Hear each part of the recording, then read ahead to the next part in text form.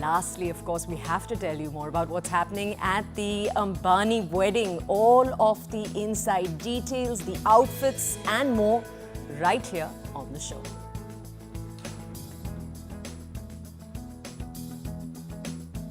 Let's take you to our first story. Monsoon rains dancing their way into our lives, bringing cooler weather, lush landscapes. We tend to really romanticize this season. It's such a joy to walk out of your house, have that light, cool breeze in the air, beautiful dewdrops everywhere that you look, that smell of rain on dry grounds. But obviously, each time with each day, you also have unwelcome party crashers, so infectious diseases, for example. And while we're enjoying the rain, we thought today on the show, we need to bring you a much needed relief from the scorching heat with these details. So we're going to bring you everything. A, how the monsoon is progressing. We'll bring you that overview. We'll tell you a little bit more about how it's expected to stretch, for how long and in which cities. But then we're going to bring you the health breakdown. Amid all of our aquatic adventures of sorts, where you've got waterlogged streets, you've got puddles, you've got accidental swimming pools of sorts forming everywhere. You also have germs in every single location. It leads, as you already know, to a lead and a rise in waterborne diseases. You hear about these diseases all the time. You've got typhoid, dengue. We're going to take a deeper dive into how you can protect yourself from that. We're also going to tell you how you should walk outside. So every time you're walking outside the house, what you need to have taken in your bag, how you need to have prepared yourself. Today we're bringing you this 360 degrees explorer of sorts to prepare you. What health experts have to say on this and how you can keep yourself safe and your family safe in this monsoon season. Let's take a look first by checking in on the monsoon. So how long are we going to see this monsoon season last for? How is each city going to see it? What kind of patterns are we going to see? To get a breakdown into all of this, we have our colleague Shrishti on the show with us just to bring us an explainer today. So first, a little bit of data. India is witnessing a deficit of nearly 11% in June. It was a very, very slow advance of monsoon. But to get the breakdown on what it's actually going to mean over the next few months, Shrishti is with us, as we said earlier. Shrishti, tell us first, what's the status of the monsoon? So we're checking in with you. It's July already, which means some parts of the country have already seen a few weeks of monsoon for a while now. Other parts like Delhi, it's just been the last 2 or 3 weeks, but it's been particularly, I'm going to use the word bad for a lot of us, right? You're stepping outside, you've got long traffic jams because of the weather. The whole city comes to a standstill. Just bring us an overview first of monsoon across the country right now. Good morning, Toya. So, like you rightly said, so the monsoon, it's a 4-month season which starts in June. And this year we had an early onset of the monsoon. It made its onset over Kerala on 30th of May, which is 2 days early. And then it was, advanced very well over the southern states. But what happened was that it stalled around 10th or 12th of June. And then there was this whole dry period during which we saw intense heat waves across North India. But luckily, it again gained momentum, and by 2nd of July, the entire country was covered by the southwest monsoon. And after a significant deficit, so the overall rainfall deficit in June was about 11%. So there were large areas which did not get the kind of rainfall they should have. Get. Exactly. But now we have seen the situation really turning. The India Met Department has forecasted above normal rains this July. And we are seeing a really good spell, like Mumbai, especially along the west coast, we are seeing really heavy rains. And Assam is facing disastrous floods, especially, see the Kaziranga Wildlife Sanctuary is facing its worst deluge in years. So there are parts which are receiving excess rains, but there are certain states like, Kerala along the west coast, West Bengal, Orissa, Jharkhand, Chhattisgarh. Now these are the states which are receiving insufficient rains. So overall the monsoon is really uneven. So it's then, Shrishi, tell us, you're a weather expert. Is it fair to tell our audiences that you can't yet summarize that the rainfall is more intense than what we've seen last year because of that patchiness of sorts, that imbalance? Definitely, definitely. So the overall monsoon, it's like it's stretched over a 4-month period, but there are breaks in between, and there are periods when we do not get rainfall, and then there are periods when the rainfall is so intense. Like a few days back on June 28th, we received an intense spell of heavy rainfall over Delhi. It was about 228 mm within a few hours. And most of the rainfall was stretched over like 4 a.m. to 6 a.m. We saw the kind of flooding that happened in Delhi. And then we saw in Mumbai recently where about, 268 mm of rainfall. This is a really high amount of rainfall happening within a few hours. Panji in Goa recorded the highest daily rainfall of the season. So we have seen how the rainfall is really breaking records, you know, and like you said, these short bursts of heavy rainfall events are really increasing, and they're increasing across the world, not just India. And scientists tell us that it's also something that, you know, that's exasperated, that's basically, you know, Exacerbated. Exactly, by the, you know, the warming of the atmosphere, because the more warm the atmosphere is going to hold the moisture for a very long period of time and suddenly dump it, like what we are witnessing in these urban cities, which is leading to disastrous flooding. So, Shrishti, part of what you do obviously is look at predictions. So then I do want to ask you, if I may, to just tell us what the data says, almost for each, because our TBC family tunes in from across the country. What are predictions showing for each of Delhi's metropolitan cities over the next few weeks? So, as of now, like I said, the India Met Department has said that the rainfall over July is going to be above normal. So, it's going to be good rains, which is good for the farmers because this is the sowing period. But this is also a warning sign for states, especially the Himalayan states, where we could see really flooding, especially Himachal Pradesh and Uttarakhand, as well as some other states where the rivers, you know, there could be riverine flooding. It's also a warning sign for the urban cities, like we're talking about Delhi and Mumbai, where, you know, intense spells of rain can really lead to flooding. And that is why the weather department is also preparing. It has alerted the disaster management as well. I think now the focus is on really increasing our data observations. So we spoke to the IMD DG, Dr. M. Mohapatra, recently. He told us, you know, they're planning to increase the radar network over Delhi, increase the automatic weather stations, rain gauge, you know, so that we can get that kind of data. Also, it's important for us to realize that the kind of rainfall what we are witnessing now, these are intense spells, right? And like he said, it was almost like a cloud burst. And we know globally that it's very difficult to predict an event like a cloud burst, right? So it's important for the disaster management officials also to be aware of the kind of uncertainty that these weather forecasts really hold, and that is why we really need to be prepared, as well as a dam management, you know. Remember the kind of flooding we saw in July last year, so we all should be really prepared for that. Shrishti, thank you, and thank you for illustrating just how complex the situation is right now. It feels like we've heard the word intense a lot in the last few minutes. Yes. Okay, so you, our audiences, now have that brief overview of what the next few weeks will look like when it comes to the weather. But we don't want you to get glum at all. We just want you to know how you can prepare yourself a little bit better. So one of the big things we see at this time are health challenges. Right now, you're seeing a spike, for example, in Mumbai in flu cases. This is something that's taken place over the last 2 weeks. Delhi is seeing a surge in typhoid, dengue, jaundice cases.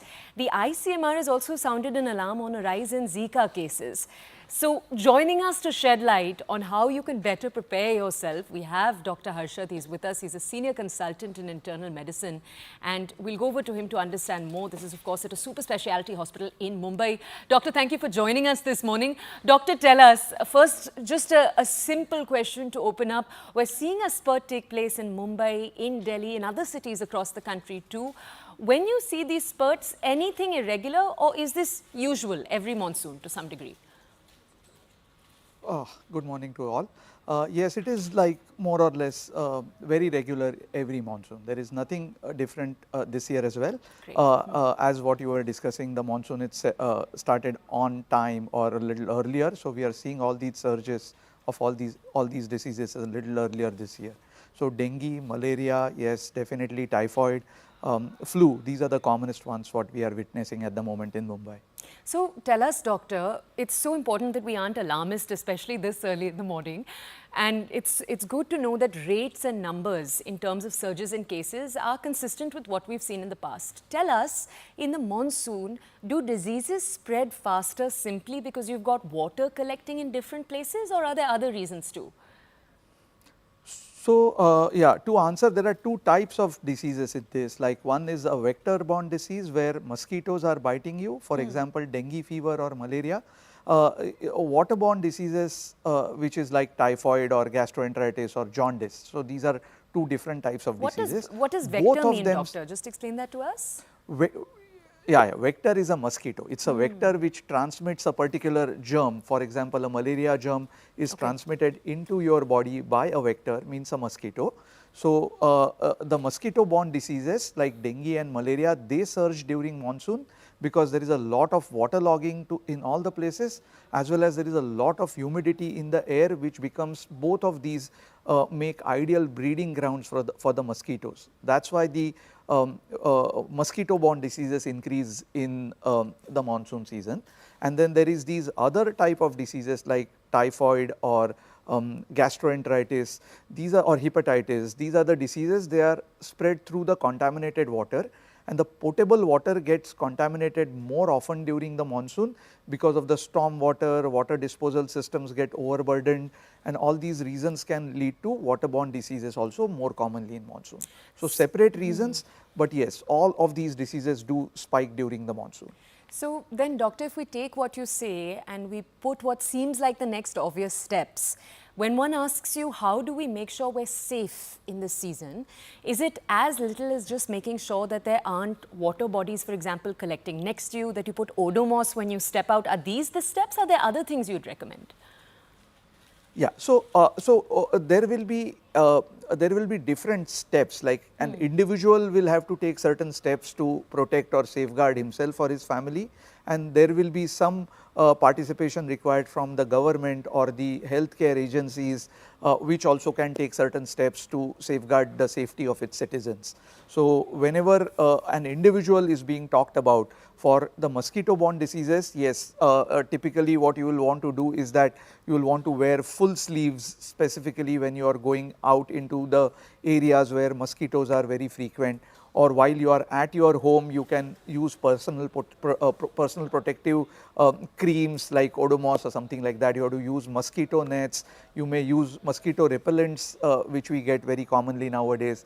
So these are the things which an individual can do for protecting himself, but the government also has to do a lot by having a good drainage system, avoiding the puddle formations in various areas, spraying the aerosols of anti-mosquito drugs, what all of us see, and probably restrict building activities or put more restrictions on avoiding the gathering of water during these construction sites, which is a very common problem in the cities. So both government as well as individuals have to do their bit.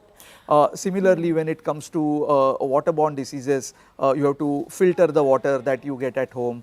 You have to use certain water filters like 0B or whatever you have installed at your home. Sometimes you can boil the water and drink it. The elderly people are and younger children are more at risk of all these things, so they should be taking more precautions out of these. They have to be vaccinated against certain illnesses like typhoid, flu. They have got fantastic vaccines we have got, so we have to use these vaccines. So Doctor, various things we can I just pop in there order to ask you one question? So we've talked about vector-borne to some depth, but we're also in Mumbai, for example, seeing a bump up in flu cases. Why is that happening? Yes. So again, the same reason that with the arrival of monsoon, we get a good relief from the scorching heat, but similarly the virus, flu virus, does have this predilection towards slightly lower temperatures. So the breeding or the transmission grounds become very, very ideal for this virus as well as the temperatures drop, and that's why it's a common occurrence that in southern part of India the flu cases spike exactly at the time of monsoon because of the lowering of the temperatures. Okay, doctor, thank you for joining us and thank you for providing us with an overview, because we've touched each kind of predicament that can actually come to us. Doctor, we're going to take our audiences now from you to another expert. So how can you better protect yourself when you're stepping out? We've talked about the ways in which you can look after the inside of your body. So for example, when you're stepping out, put your mosquito repellent on. There are other steps. Wear long sleeves. Make sure that the areas you live in aren't surrounded by puddles or there isn't water gathering around you. These are some basic things to look out for. But let's go into another area. It's called your body's largest organ, your skin. Let's go over to Dr. Agni Bose to understand a little bit more about how you can better protect your body's largest organ. Agni, thank you for joining us, doctor, here on the show. Tell us, number one, big question for you. A lot of us, we've heard the different skin types. So we know there's normal, there's dry, there's combination. But for a lot of us, when you go out in the monsoon, the only thing we know is oily skin. What are the best ways to protect yourselves to prevent your skin from getting oily, if there are any hacks you have, what's the breakdown you tell people who come to you? Good morning, Toya. Thank you for having me. So, keep in mind, like while growing up in Delhi, we used to have a winter wardrobe and we used to have a summer wardrobe. All the woolens and all our warm clothes would be kept away. Similarly, for your skin also, we have winter skincare and we have summer skincare. We shouldn't mix the two.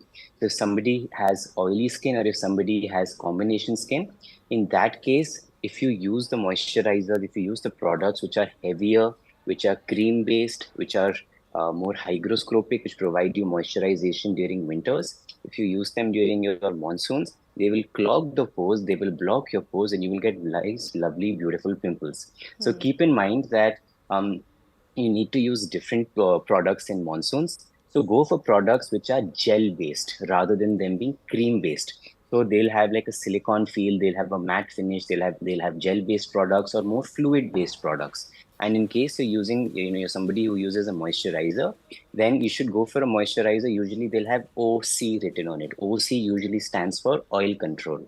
So these are the kind of changes and these are the kind of tweaks that one should do so that the skin stays hydrated while at the same time not overhydrated wherein it causes problems.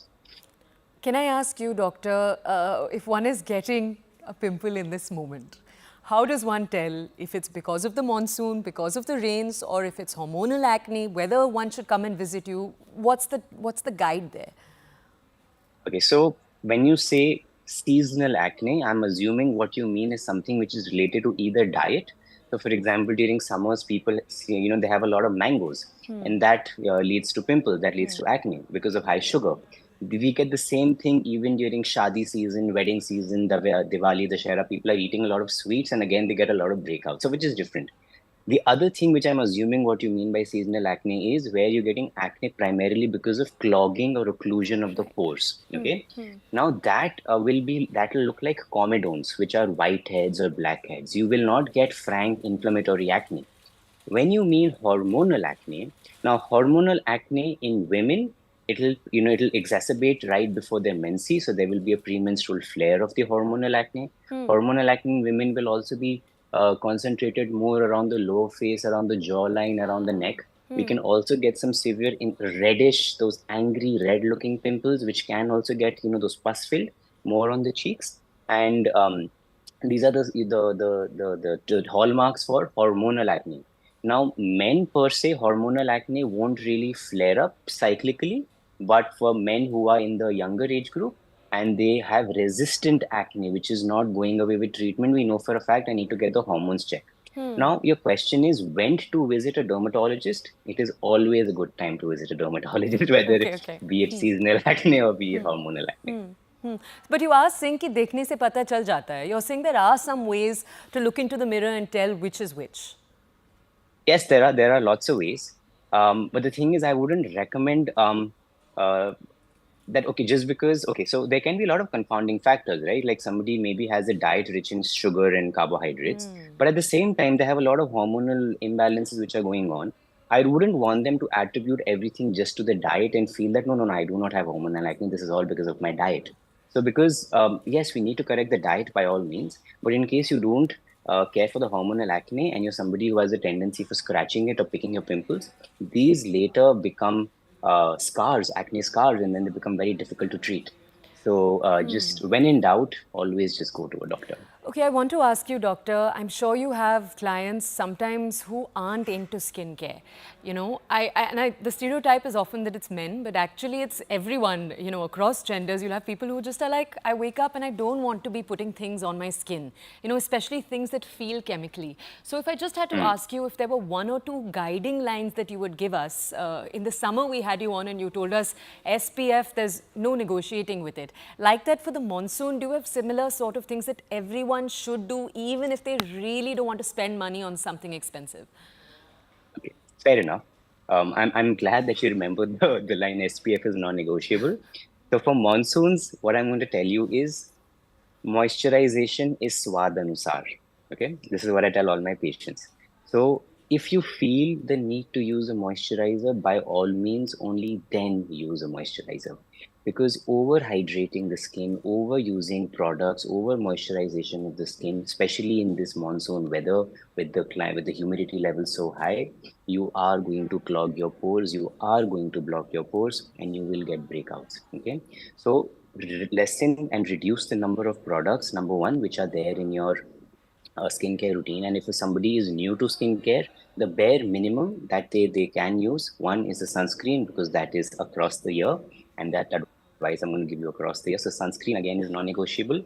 If you're watching videos and following skincare routine, maybe you can skip the moisturization part, because if you have oily or combination skin and you moisturize it, no, it may not be the best idea. So like moisturization is swad anusar. So one size doesn't fit all. And if you still feel the need to use a moisturizer, go for a gel based product, go for a fluid based product rather than a cream or a lotion based product on your face.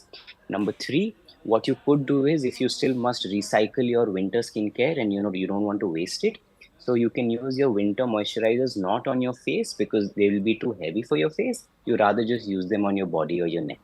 So these are some of the things.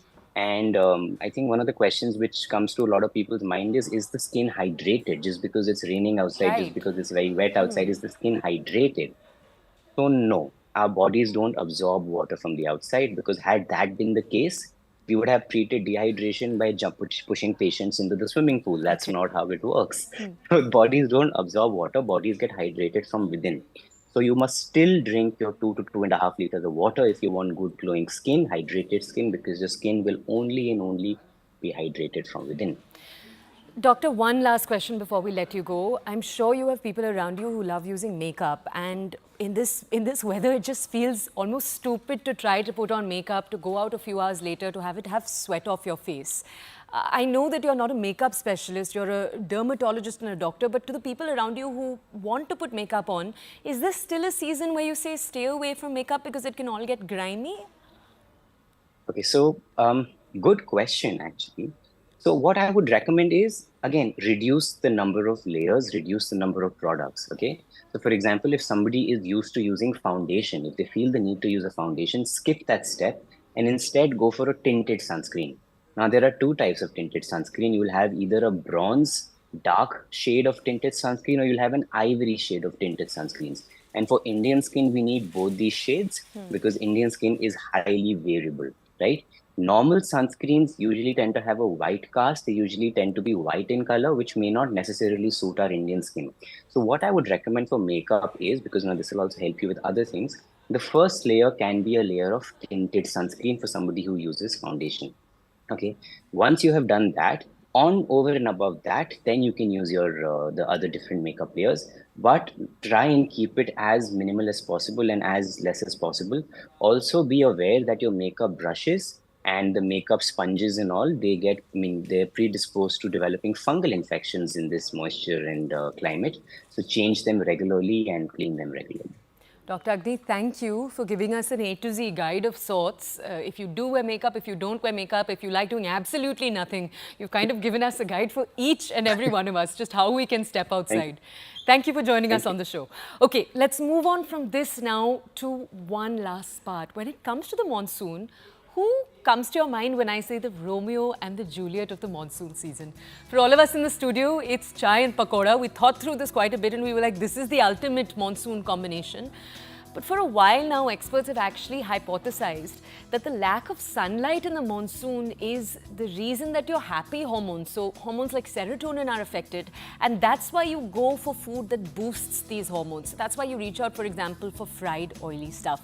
On TBC, we like to encourage you, obviously, to try to get your health also and aapka taste also. So we thought we'd go over to nutritionist Kavita Devgan for the last chunk of information we have for you today on this. We wanted to ask her what foods in the monsoon you can eat that will pack the health punch and the taste punch. Take a look.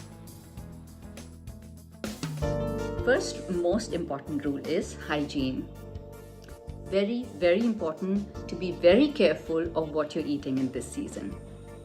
Try not to eat out, try to eat at home. And if you are eating out, be 100% sure of the hygiene of that food. Because one gastrointestinal attack can set you back by a week at least. So make sure that you are very careful of what you're picking outside. Even at home, be extremely careful, be very careful with raw foods, but also with cooked foods. Refrigerate not a second later, as soon as possible. Do not leave food out. The second issue that happens during monsoon is that our gastrointestinal system, because of high humidity, that is our digestion, tends to get a little sluggish. So it's important to ensure that we eat food that is light on our stomach, easily digestible. So basically say no to very high, heavy, spicy fried food. Eat food that your digestion can handle easily. So that's an important rule.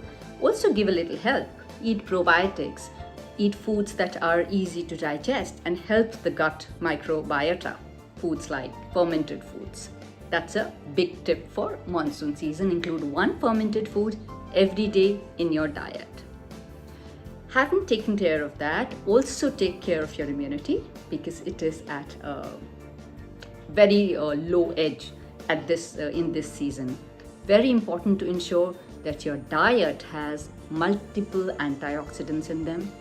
Focus on vitamin A, focus on vitamin C, focus on vitamin E, focus on selenium. All of these are antioxidants which help boost our immunity. Foods like haldi, onions, garlic, methra, which is the methi seeds, and bitter gourd. These 5 are a must include during this season. Bitter gourd is my personal favorite because it is a food that can help detox your body, cleanse your blood, and keep infections away and your immunity at an all-time high. So try to eat as much bitter gourd as possible, even if you don't like it. Take my advice on that. Then, both bloating as well as dehydration are big issues. Yes, both during monsoons. So one, try and avoid too much of sour foods because they tend to increase the bloating in the body. And second, do not cut down on water. In fact, increase the amount of water that you drink every day. Because even more than summers, it's in the monsoons, during the rains, that your body has a chance to get dehydrated. Change your diet to monsoon-friendly foods and you will not have trouble. I will leave you with 2 more favorite foods of mine for monsoons. One is bhutta. I'm sure you must have guessed it, but there is science behind it. Corn is a perfect food to eat during this time because it's high fiber, has both insoluble and soluble fiber, which is great for our gut. So indulge in that bhutta, go ahead. Besan, as I've already mentioned, but instead of pakoras, maybe there are other forms to eat besan, which you can figure out, I'm sure. But raw mango is a food to really include during this season if you can get hold of it.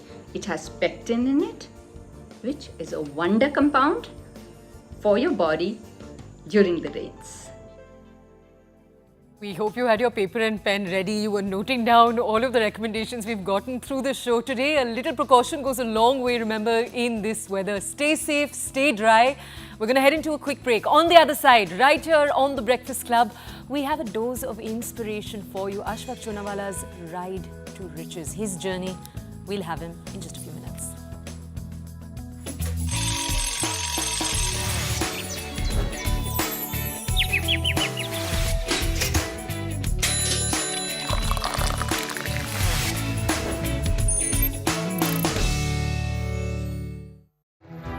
For Austria, which will also mark the first trip by any Indian Prime Minister to the country in last 41 years.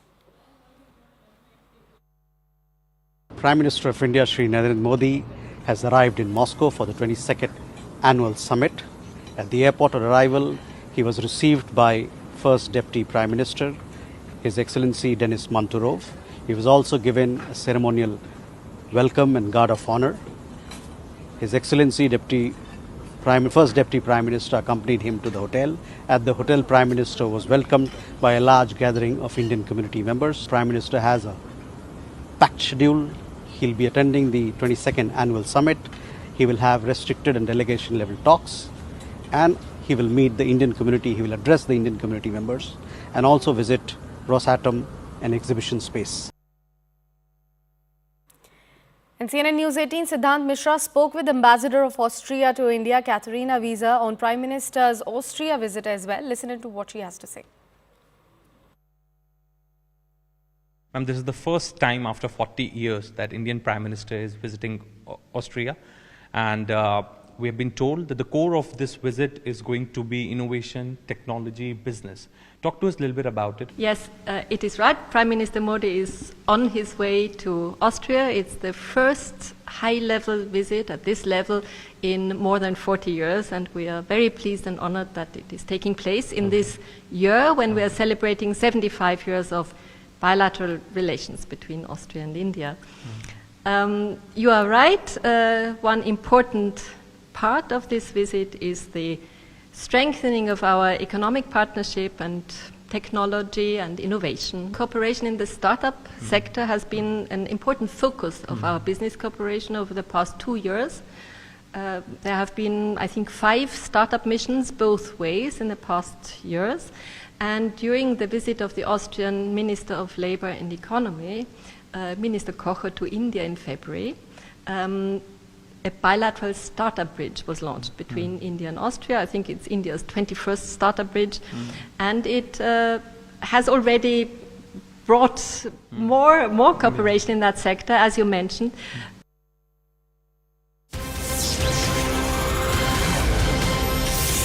And some big developments now coming in at the top of the segment. As per the government sources, Russia has decided to discharge and in fact facilitate return of all the Indians working in the Russian army after the Prime Minister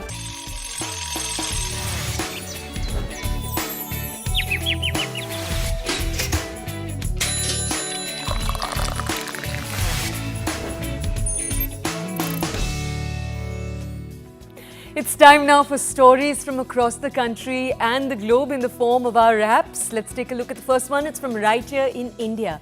A report revealing that exposure to dirty cooking fuels is actually resulting in the death of 27 out of 1,000 babies and children in India.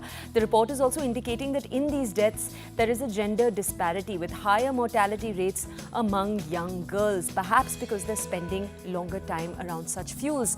Researchers are emphasizing the urgent need for a transition to cleaner fuels to improve both children's health and address gender-based neglect and discrimination. Our next story takes you to China, where a 6-legged robotic guide dog developed by a team of Jiao Tong University could revolutionize how visually impaired individuals navigate their environments. Why is this? The dog is fitted with sensors and cameras. It enables the navigation through physical environments. It helps users be more independent. The robot promises to provide a whole new level of independence and safety for anyone who is visually impaired. And astronomers have made an extraordinary discovery. This is on the exoplanet HD 189733b. That's the name, but why and what is this discovery? It's known for its extreme conditions, including temperatures that are hot enough to melt glass. But this hot Jupiter, as it's called, now has another very, very intriguing characteristic: the presence of hydrogen sulfide. It's a colorless gas, remember. It's known for smelling like rotten eggs. But why this is so special is because it's been detected. This gas has been detected for the first time outside our solar system. And we're taking you now to incredible news coming out of Bulgaria, where they've uncovered a well-preserved 6.8 feet, almost 7 feet marble statue of the Greek god Hermes. The statue is believed to have been placed in a sewer and buried with soil after an earthquake struck the city around AD 388. But it's contributed to what means that the entire statue, as you can see in that visual we're showing you, it's in excellent condition. And now, our next story. Boeing is discussing a potential path forward with the US Defense Department to preserve its government contract business. This is after all of the developments we've seen in the last few days. Take a look. Boeing has a big new worry. It's agreed to plead guilty to fraud to end a probe into the 2 crashes of its 737 MAX jets that killed 346 people. That has spared it a trial. But the guilty plea also makes it a convicted felon, which could see it barred from lucrative defence deals. More than a third of its revenue last year came from US government contracts. The company makes critical gear like the F-18 jets that operate from aircraft carriers. Now, a Reuters source says Boeing is holding talks with the Department of Defense. Government agencies have the right to waive any restrictions, but there's been no indication yet of whether they will. Final details of the plea deal are expected to be revealed on July 19th. A Pentagon spokesman would only say the agency would assess the situation. There was no comment from the firm. Analysts say Boeing may not suffer too badly as it's such an important supplier. One said there are not really any alternative sources for key products, such as its P-8 Poseidon submarine hunting planes.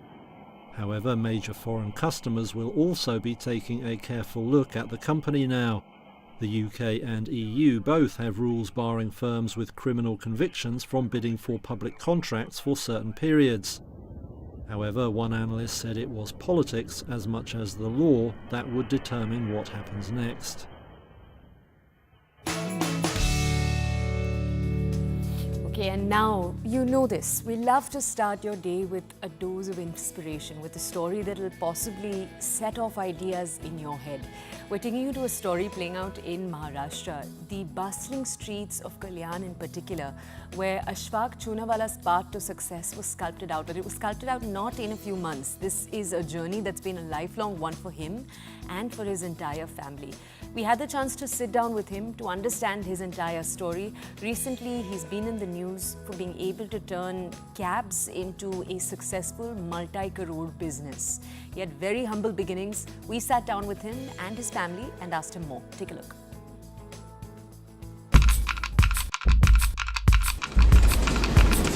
For residents of Kalyan to make it to the mainland of Mumbai, it takes anywhere between 2.5 to 3 hours. For Ashfaq Chunawala, an entrepreneur born in Kalyan, it's been a much, much longer journey. For years, Chunawala did odd jobs, right from selling shoes by the roadside to working as a makeup artist, just to earn enough money to fend for his family. He says that each of his efforts paved the way to making him the successful entrepreneur he is today. Today on The Breakfast Club, we bring you his story for your daily dose of inspiration. We sat down with Ashfaq to understand, why did he decide to embark on this path? So idea was to make money and get out of the financial crunch that we had in the family, because I had 4 sisters, and the taxi business started in 2016 was not to start it as a business but to again be financially flexible at that point of time. Ashfaq credits the different jobs he held along the way for helping him develop a business mindset. Joined Uber as a platform. Before that I was working for Shopper Stop. It really shaped me as a person when I was working with beauty industry. So that was something which gave me more confidence in terms of handling stores. My job was to get stores to profitability and my existing whichever store I'm working for. So that is how I learned how to generate business and how to grow a business. That's what Shopper Stop taught me, to be very honest. And it's like in the sidelines I was looking for an extra income because I used to get my week offs and I wanted some extra passive income. And when I saw the ad of Uber as a 1 lakh rupees per month income, so that gave me an idea that why not use my week offs to make some money through this. Today, his company has a fleet of 400 cars. But he tells us how hard it was to get that first car. I decided to take one taxi and drive it myself. So while taking that decision, I did not have money. The reason I was already in debt and I was earning paycheck to paycheck. So we went to the showroom, we told them about everything, and then they gave, they gave the file to the banker, and the banker was really good. I still know him. IDBI Bank was my first bank who supported me with that loan. So he gave me a 100% ex-showroom loan, and I was happy that okay, I'm gonna get the car for free. But then suddenly I got a call that I need to pay for the registration cost and everything. So I did not have that money at that point of time as well. So I used my credit card in order to pay that registration fee, cost and everything. And that's how I got my first car delivered at that moment. This was back in 2013. Over the next 10 years, with prudent financial decisions, Ashfaq expanded his fleet step by step, both by reinvesting and strategically borrowing. Today, Jibs India is a business with an annual turnover of 36 crores. His wife Myra, who is co-director and looks over customer relations at driver partners, tells us the story behind the name. When we started in 2016, it was by the name of AP Enterprises. It was our initial A and P, but because it was being registered by some other company, we have to change the name. And during that time, we lost our first son. His name was Gibran, which means reward in Arabic. So that's the reason we wanted to honor him. So that's the reason we kept the name Jibs, like a short form. It's been 10 years of building the organization brick by brick. Ashfaq, who is a car aficionado himself, now owns quite a collection of his own cars. I have a Maruti Suzuki Baleno for personal use. So I have a personal Baleno, then I have a Mercedes E250, then I have a Mercedes GLE. We keep changing cars every 6 months. So I passively do this as a business also at times. So sometimes I get a good deal, I buy it, I use it, and then I sell it off at a good price. For the Chunawalas who built Jibs India with their sweat and blood, the company has expanded to being much more than just a source of income over the last few years. I always wanted to do a business where I could join communities or on a vast major level where it just not feeds me. CNN News 18.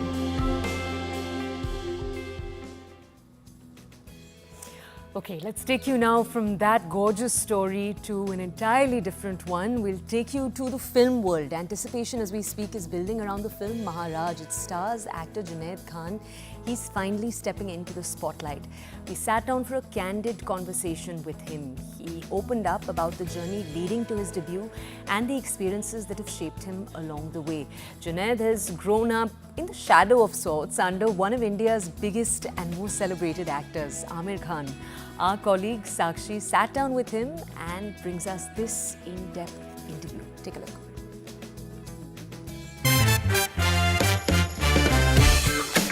Dad tends to like lots of things, though whenever he watches something, he watches it as an audience and he watches it wanting to enjoy it. Mom is the harder person to please, actually.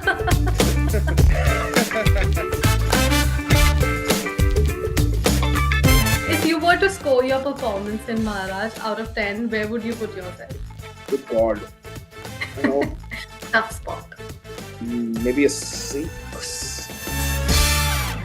Overwhelming response and appreciation of the character that you have played. Movies, like I just said, that movie is still in the top trending list, and it has been in the trending list since the very beginning, since the time of its release. Thank you so much. No, it's been very, very heartwarming. I've got lots of texts, lots of calls from lots of people. It's quite overwhelming, actually. Yeah, I don't know. I enjoyed the film. The film is very sensitively made by Siddhartha and Yashraj. It is a sensitive topic, but I think it's been handled very sensitively by the writers, Vipul Bhai, Sneha. It's been made very carefully by Siddhartha. So, and I like the film. So please watch it. No, my parents really liked the film actually. Okay. I saw it a few months ago. Dad really liked it. Dad tends to like lots of things, though. Whenever he watches something, he watches it as an audience. And he watches it wanting to enjoy it. Mom is the harder person to please actually, but she also really liked the film.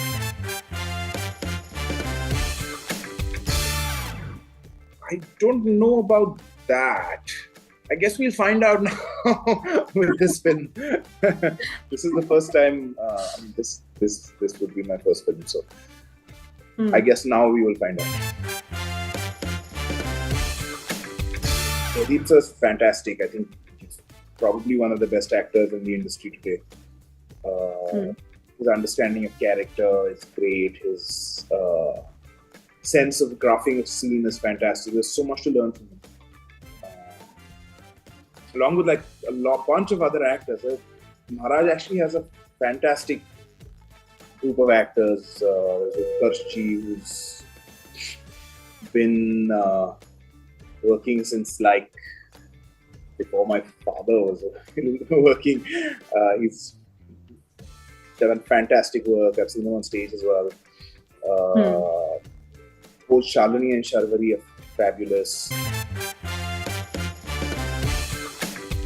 It's a tough business, but like I think there's no easy work in life. So I don't know. I don't think so, but I don't know. I don't think I'm the correct person to answer that question.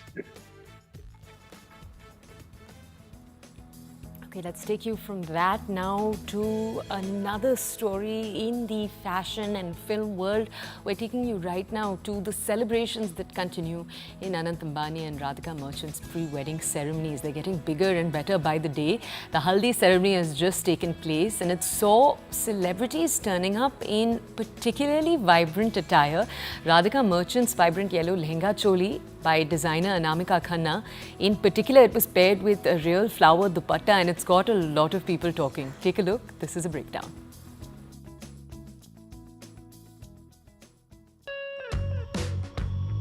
The star-studded Haldi ceremony of Anant Ambani and Radhika Merchant was as usual a fashionable affair.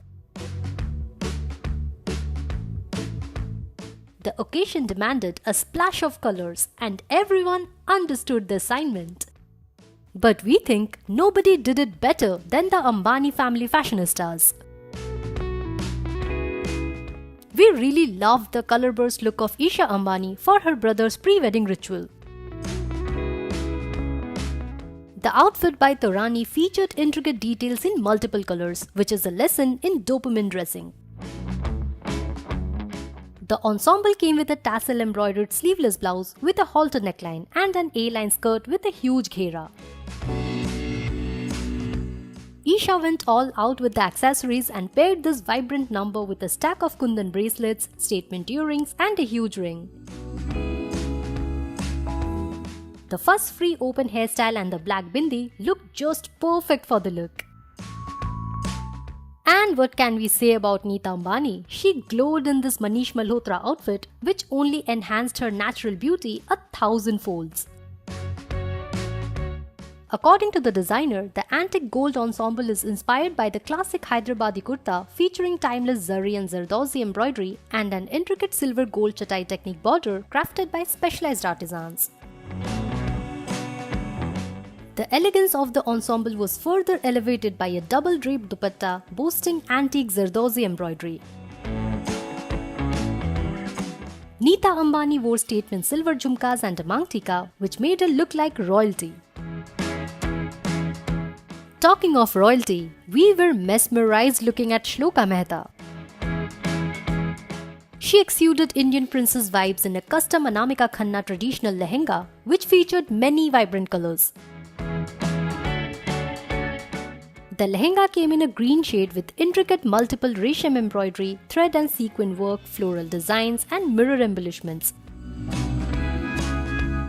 While the heavily embroidered beige blouse had tassels and bead adornments, the red printed dupatta that she draped in Gujarati style sari pallu featured gotapatti borders and delicate thread work.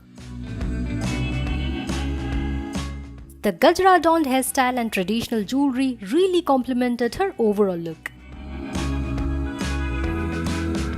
Well, we have already bookmarked these looks for this year's Shadi season. What about you? Do you have a favorite look?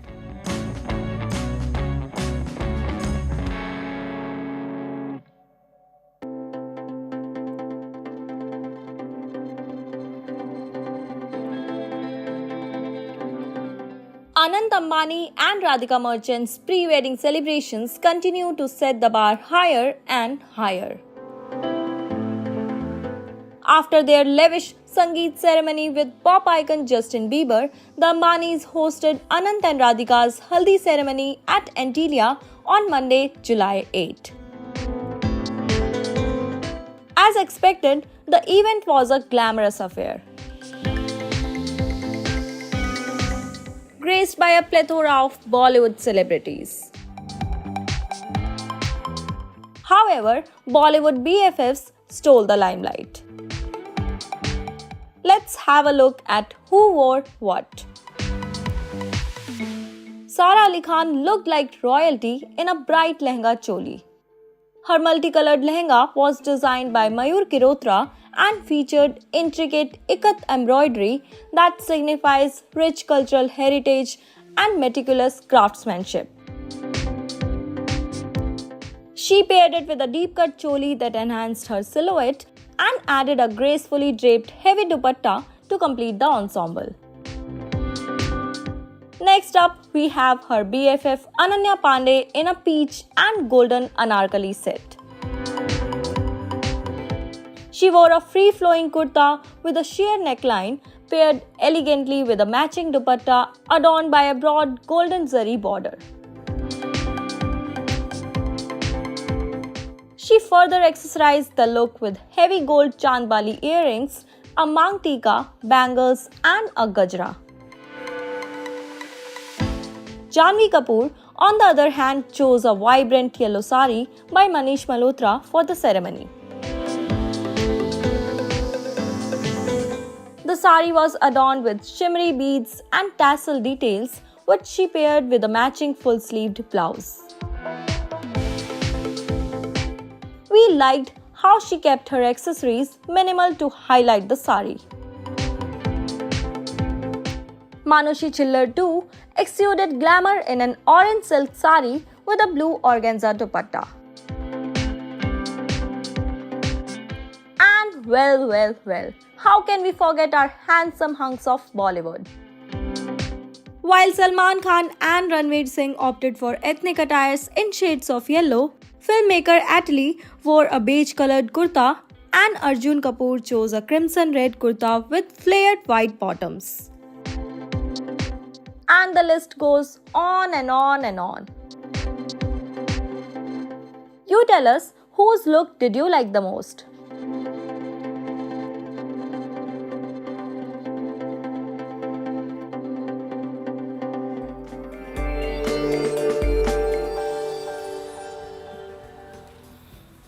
Next, we're going to be taking you to a special section on financial markets. It's powered by Money Control Pro, Money Control's premium destination for investing and business insights. Let's take a look at markets first.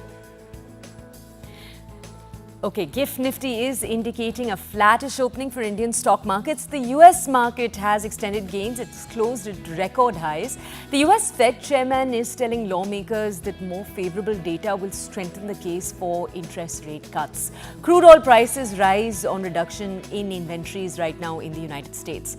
Let's also focus now on a sector in particular. The sector we're looking at is challenges with raising deposits linger on for banks. The might. So what's taking place? What is that there's a moderate credit growth and compressed interest margins that might be taking place. Operating costs are going to be remaining elevated. This is as banks go on a branch expansion drive. Credit costs remain benign and the compression of return ratios as we speak is likely. You can log into Money Control Pro to find out more about the prospects for banking in particular, but also other actionable insights in general. It's the premier destination for all of the investing views and financial insights that you're ever going to need. It's obviously brought to us by Money Control.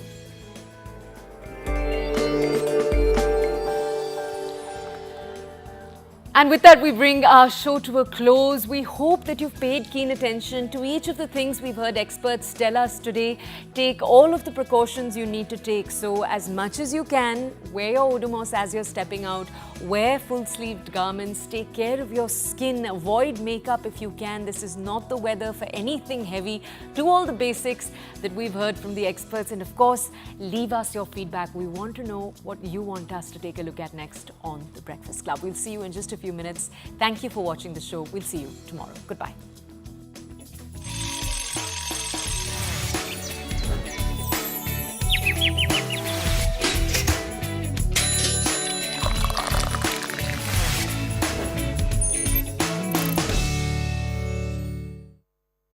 The main accused in the Worli hit and run case, Mihir Shah, has now been arrested by Mumbai police after being absconding for over 58 hours. He will be produced before the court today after being arrested